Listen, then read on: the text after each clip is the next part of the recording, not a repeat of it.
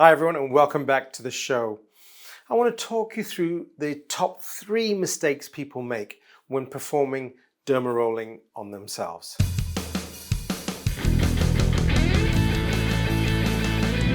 Hi everyone and thanks for joining us. Now, dermarolling has become an increasingly popular therapy for hair loss, and for a number of reasons. Firstly, it's relatively inexpensive. It's also easily accessible by almost everyone and can at very low cost. You can buy these dermarollers online at relatively cheap prices. And you can also do this in the comfort of your own home. And also, relatively speaking, compared to, say, other medical therapies that potentially have side effects, there are no other sort of chemical side effects associated with this form of therapy. Now, we've talked in previous episodes about dermarolling and the mechanism of how it can be beneficial. But specifically, when incorporating it as part of our practice, there are fundamentally 3 mistakes that people commonly make and that I want you to be aware of. Now, firstly, the first mistake that people make is that using dermarolling as a sole therapy. Now, I know that there's a lot written on the internet and people show photographs of miraculous recovery of hair after dermarolling, but I can honestly say that I've never seen that in my practice and seen anyone who has lost a significant amount of hair that's incorporated only dermarolling as part of their practice and recovered a significant amount of hair. So using dermarolling as a sole therapy and expecting miraculous outcomes is probably setting yourself up for failure or false expectations, and that's going to be discouraging in the long run.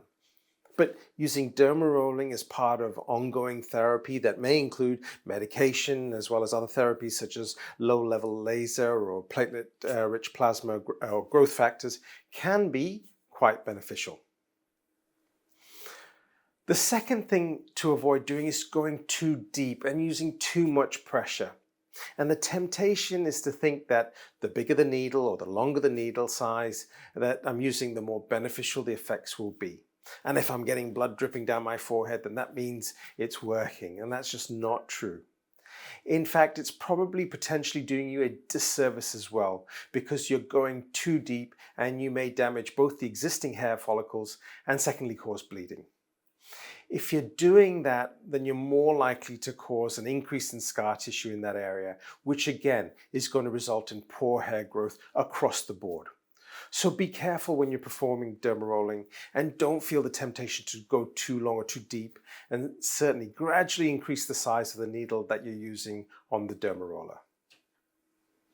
Number 3, and lastly, the other thing is don't do it too often.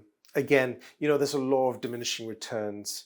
That if you go past a certain point or you do it too frequently, then you're actually going to cause more hindrance. You're going to cause more scarring in the area. So not doing it multiple times a day or doing it on a daily basis, generally speaking, is too much. 2 or 3 times a week is more than sufficient.